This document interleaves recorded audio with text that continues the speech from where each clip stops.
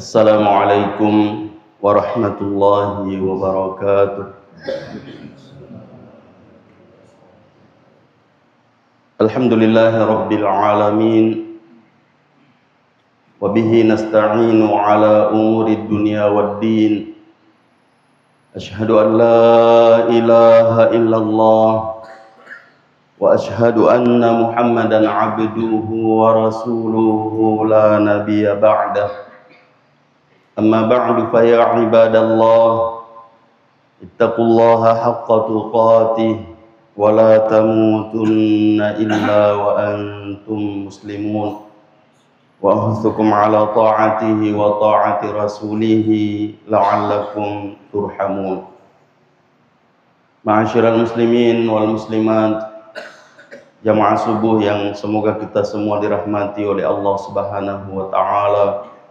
Alhamdulillah, kembali kita memuji dan bersyukur kehadirat Allah Subhanahu wa taala atas limpahan karunia dan nikmatnya kepada kita semua, sehingga pada subuh hari ini kembali kita dapat melaksanakan salat subuh secara berjamaah, yang mudah-mudahan apa yang kita lakukan ini diterima oleh Allah Subhanahu wa taala dan dapat menjadi pemberat timbangan kebaikan kita di hari akhirat kelak. Dan semoga ibadah dan ketaatan kita dapat membahagiakan kita baik di dunia, terlebih-lebih lagi di hari akhirat kelak. Ma'asyiral muslimin wal muslimat, rahimani wa rahimakumullahu jami'an. Pada kesempatan yang mulia dan berbahagia ini, kembali kami ingin mengingatkan diri kami khususnya dan kepada kita semua, yang mudah-mudahan juga bisa menyampaikan kepada orang-orang yang belum sempat hadir atau tidak bisa hadir pada kesempatan ini.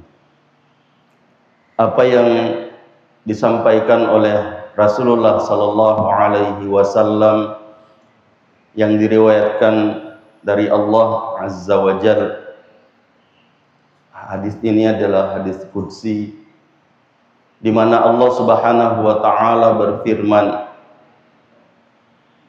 "Ya ibadi, kullukum dhallun illa man hadaitu, fastahduni ahdikum." Ya ibadi, kullukum ja'i'un illa man at'amtu, fastat'imuni ut'imkum.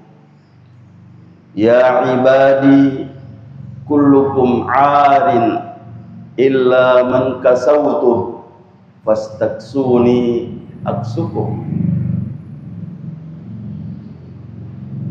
Dan seterusnya.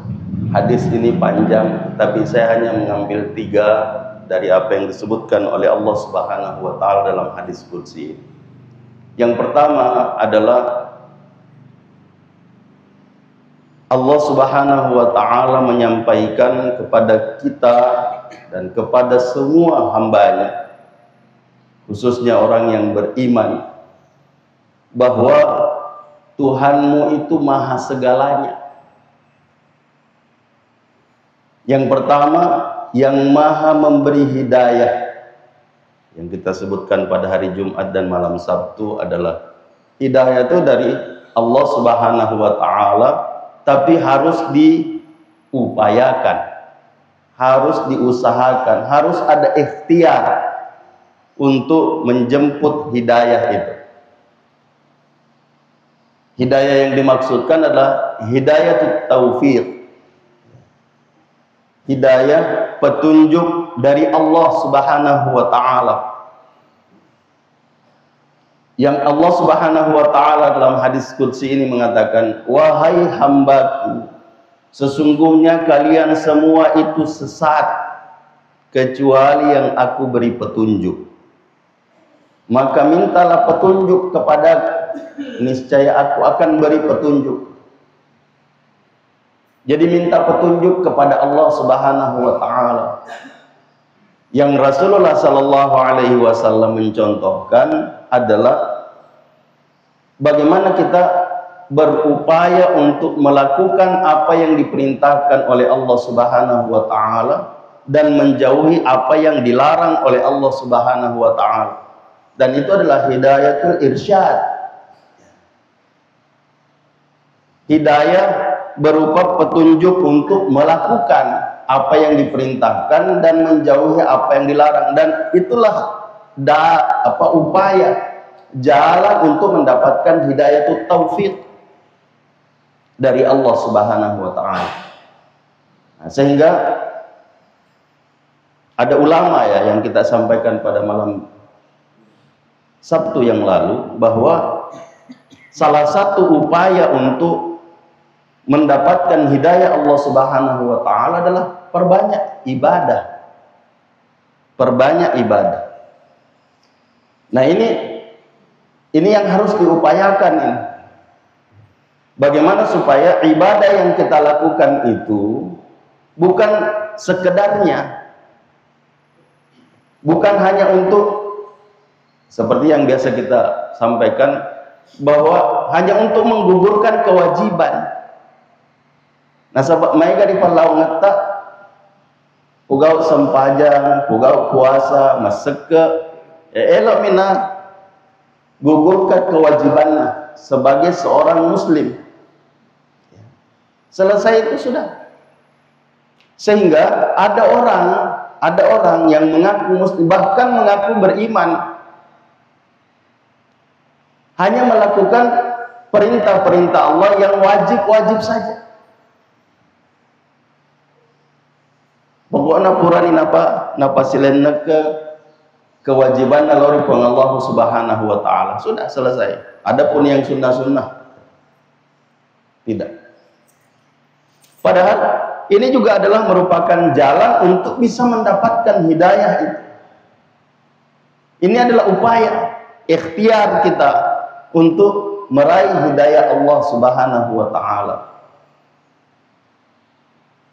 Nah, yang kedua, dalam hadis ini Allah Subhanahu wa taala berfirman, "Wahai hambaku, kalian semua itu lapar kecuali yang aku beri makan. Maka mintalah makan kepadaku, niscaya aku akan beri makan." Jadi Allah Subhanahu wa taala dalam hadis ini mengajarkan keyakinan kepada kita bahwa yang memberi makan kita itu adalah Allah Subhanahu wa taala. Bukan upayamu saja. Karena kalau kita mau jujur, banyak orang berupaya, berusaha, adik nak boleh mana? Ya, tidak bisa. Tapi ada orang yang tidak berdaya, tidak bekerja, tidak apa-apa, justru banyak makan. Nah, ini di sini bisa kita lihat bahwa yang memberi makan itu Allah Subhanahu wa taala. Tapi kita tidak boleh berpangku tangan bahwa kenapa Allah taala kamu tuh mati. Tidak. Tapi yang dimaksud di sini ya, fastat'imuni, minta makan, berusaha. Ut'imkum, niscaya aku akan beri makan.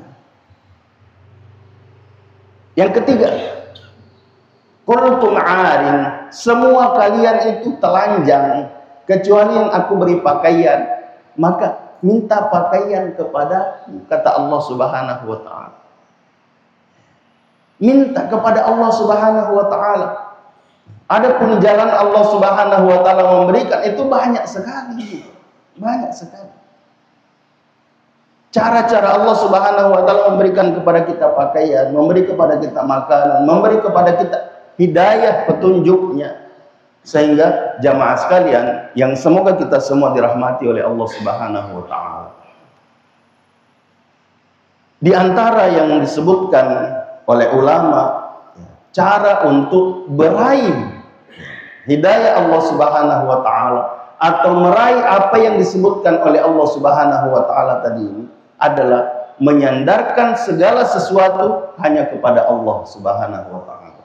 Bahwa kita tidak punya daya, tidak punya kekuatan, tidak bisa berbuat apa-apa tanpa izin Allah Subhanahu wa taala.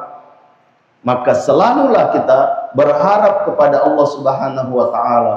Salah satu doa yang diajarkan oleh Nabi sallallahu alaihi wasallam adalah meminta agar supaya kita bisa berzikir, bisa bersyukur, dan bisa beribadah yang baik kepada Allah Subhanahu wa taala. Tentu hafal semua doa ini. Harus tuh. Karena kita baca ini dalam sholat. Allahumma a'inni ala dzikrika wa syukrika wa husni ibadatik. Yang diajarkan oleh Nabi sallallahu alaihi wasallam kepada Mu'adz bin Jabal, yang beliau mengatakan, aku cinta padamu karena Allah Subhanahu wa taala, maka aku akan mengajarkan kepadamu kalimat-kalimat dan jangan sampai kamu lupa membacanya di setiap salatmu. Sehingga Mu'adz bin Jabal juga meriwayatkan seperti itu. Dia menyampaikan kepada sahabat, aku cinta padamu karena Allah Subhanahu wa taala. Lalu menyampaikan, jangan sampai meninggalkan doa ini dalam setiap salatmu. Maka saya juga ingin menyampaikan, aku menyampaikan ini karena cinta kepada jamaah. Dan jangan sampai lupa baca ini. Doa ini adalah memberikan keyakinan kepada kita bahwa kita tidak bisa berzikir kecuali dengan izin Allah. Kita tidak bisa bersyukur sebanyak apapun yang kita nikmati kecuali dengan izin Allah Subhanahu wa taala. Dan orang yang pandai bersyukur apapun yang dia dapatkan, sedikit apalagi banyak, kalau dia diberi kesempatan dan diberi petunjuk oleh Allah Subhanahu wa taala, maka pasti bersyukur. Minimal dengan ucapan alhamdulillah, yang biasa saya menyampaikan di sini, bahwa banyak orang kalau dapat nikmat, kocek dek mi, dek na syukur. Tidak mengucapkan alhamdulillah, maega panapa alhamdulillah. Padahal ada orang yang tidak ada nampak nikmat apa yang ada pada dirinya, kakinya buntung, tangannya buntung, matanya buta, tapi masih sempat alhamdulillah. Sehingga ada orang yang mengatakan, apa yang alhamdulillah dalam kondisi seperti itu? Diremehkan, bahkan dihinakan oleh orang. Tapi apa jawabannya? Saya bersyukur kepada Allah Subhanahu wa taala karena saya diberikan kekurangan menurut pandangan manusia, tapi saya diberi lisan untuk selalu bersyukur kepada Allah. Ini adalah nikmat yang luar biasa. Tidak semua orang bisa. Ada orang sempurna tapi tidak bisa mengucapkan alhamdulillah. Tidak sempat mengucapkan syukur kepada Allah Subhanahu wa taala. Sehingga ini jalan petunjuk. Allahumma a'inni, ya Allah, bantu aku. Ya Allah, tolong aku. Ala dzikrika, untuk berzikir kepadamu. Wa syukrika, dan bersyukur kepadamu. Wa husni ibadatik, dan beribadah yang baik kepadamu. Nah, untuk khususnya sholat, karena akhir-akhir ini saya lebih banyak kepada sholat. Nah, ibadah yang sangat menentukan ini, ada doa yang diajarkan oleh Allah Subhanahu wa taala, mengabadikan perkataan hambanya di antara nabi-nabi Allah Subhanahu wa taala. Allahumma ja'alni muqimas shalah wa min dzurriyyati Rabbana wa taqabbal du'a. Ya Allah, jadikan aku orang yang mendirikan sholat. Minta kepada Allah Subhanahu wa taala. Tapi jangan hanya sekedar berdoa, ya. Tapi upayakan, khususnya wa min dzurriyyati, dan anak keturunanku. Jangan yang bilang, ya Allah jadikan keturunanku ahli sholat, tapi dilihat tidur tidak dibangunkan. Rabbi ja'alni muqimas shalah wa min dzurriyyati Rabbana wa taqabbal du'a. Kemudian Rasulullah sallallahu alaihi wasallam mengajarkan kepada kita, kenapa orang beriman itu merasa rugi kalau tidak sholat. Nah, ini tadi yang sudah pernah kita sampaikan, bahwa kita biasa mengatakan bahwa ada orang sholat tidak tahu untuk apa dia sholat. Dia naisai, makanya sempaja. Dia tidak tahu substansi sholat. Sehingga kita menyampaikan satu yang disebut oleh Nabi Sallallahu Alaihi Wasallam bahwa waju'ilat qurratu aini fis shalah. Dijadikan penyejuk hatiku itu pada sholat. Ini yang seharusnya kita bagaimana supaya berupaya menjadikan sholat itu penyejuk hati.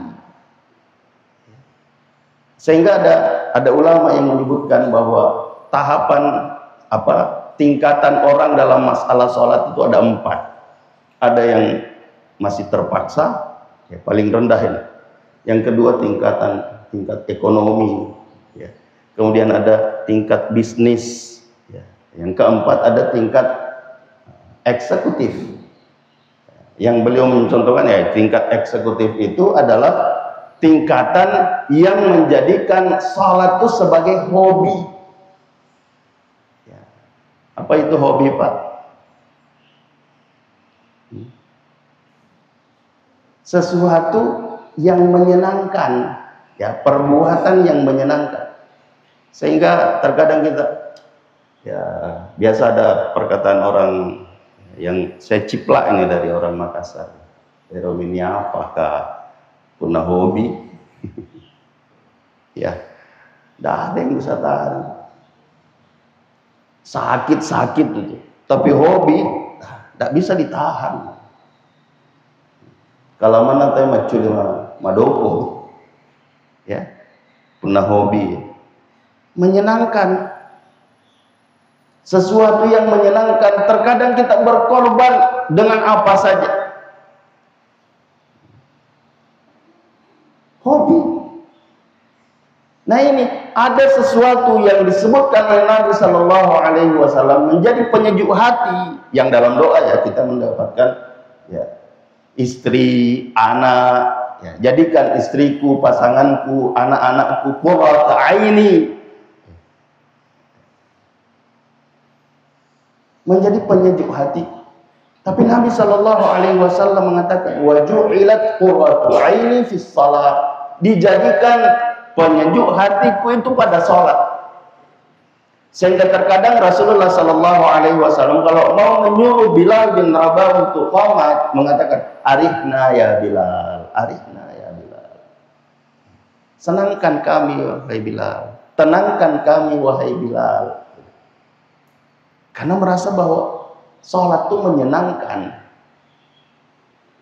Dan sholat itu adalah solusi dari segala apapun yang kita hadapi. Kenapa? Kita berhadapan dengan yang maha segalanya. Yang tadi disebutkan di awal, Allah yang memberikan hidayah, Allah yang memberi makan, Allah yang memberi pakaian. Dalam lanjutan hadisnya, Allah yang mengampuni.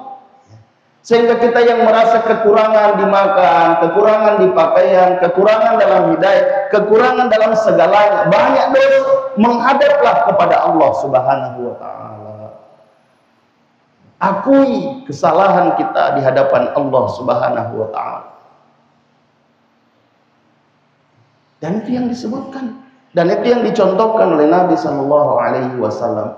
Idza hazabahu amrun badara ila shalah. Dalam riwayat yang lain faza'a ila shalah. Kalau dia menghadapi suatu masalah yang pelik, sulit, tidak bisa dipecahkan sendiri, maka dia bersegera untuk salat, melapor kepada Allah Subhanahu wa Ta'ala. Dan dalam riwayat yang lain, laporan Nabi Sallallahu Alaihi Wasallam itu terkadang dianggap remeh oleh sebahagian kita.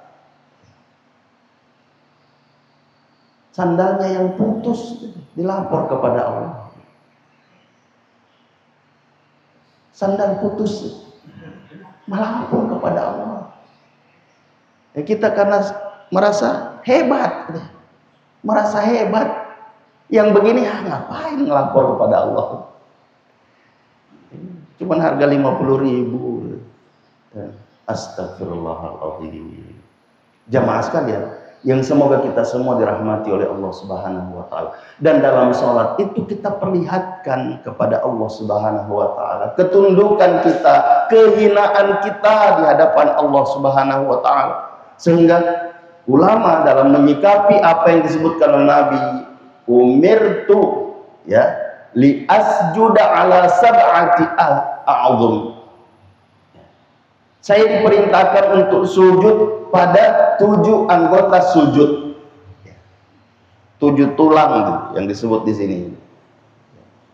Yang pertama jabhah, dahi, wa asyara ila anfihi. Dan Nabi memberi isyarat kepada hidungnya. Jadi kalau merapatkan dahi, kasih rapat hidung. Makanya kita biasa kalau mau sholat didorong ke atas nih, supaya bisa rapat. Karena kalau seperti ini, ya bisa-bisa cuma ini rapat atau hidung saja, ya, tidak rapat dahinya. Itu satu. Yang kedua, wakaffatain, 2 telapak tangan harus rapat. Warukbatain, lutut. Wa atraful qadamain, dan 2 ujung-ujung jari kaki.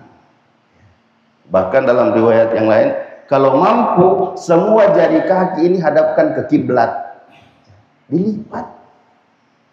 Ya jangan dipaksa ya kalau asam urat berat. Nah, jadi itu disebutkan. Nah, apa yang ingin saya sampaikan di sini, ada ulama yang mengatakan bahwa ketika kita sujud, rapatkan serapat-rapatnya hidungmu, karena itulah yang dikehendaki oleh Allah Subhanahu wa taala. Nah, apa ya kalau bahasa kita?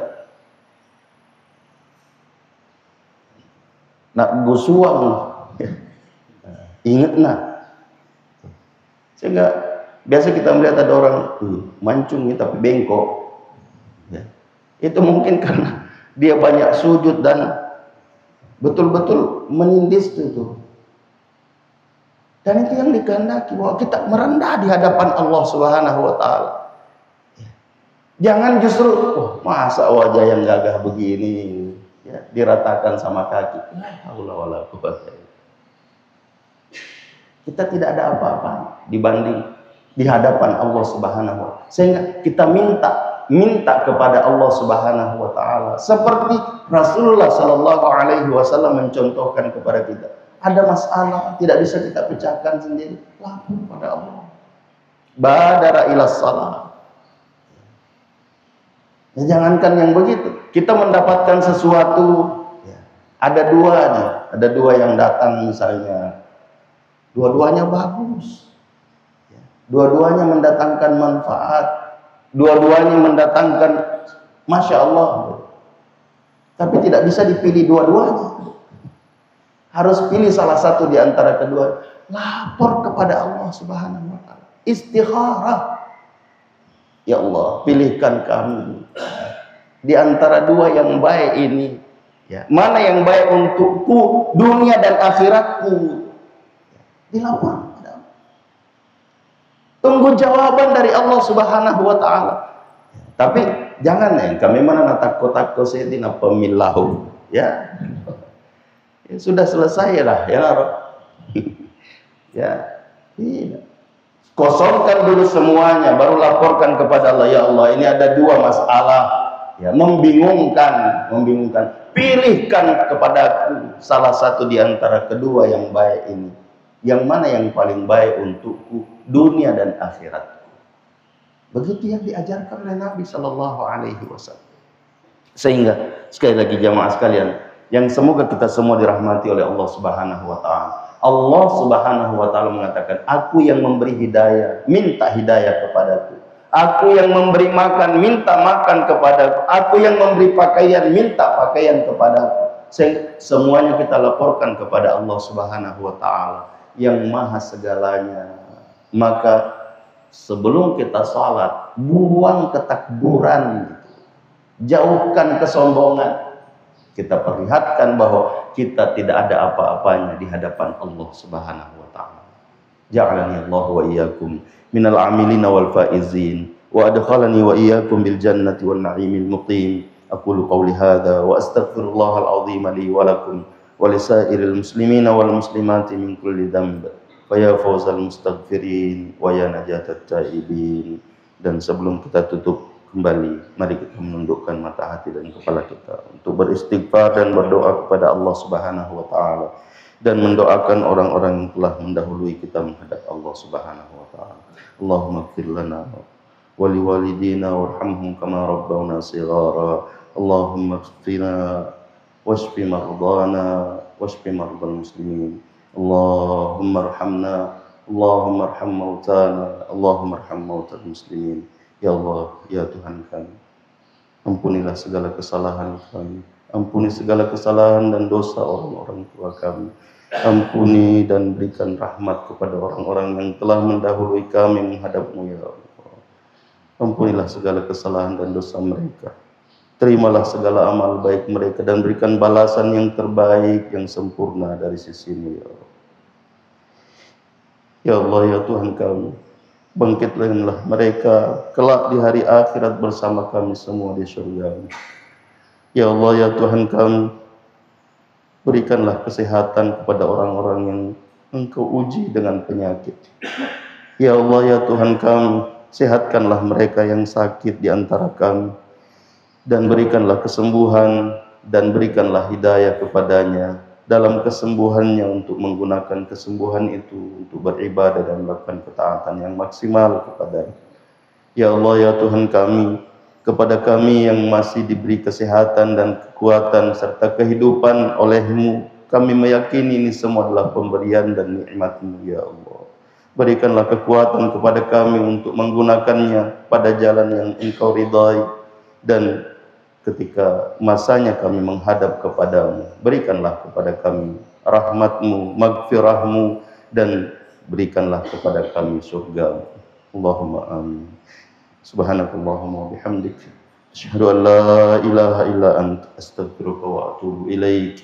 Hadanallahu wa iyyakum ajma'in wal afu minkum. Wassalamu alaikum warahmatullahi wabarakatuh.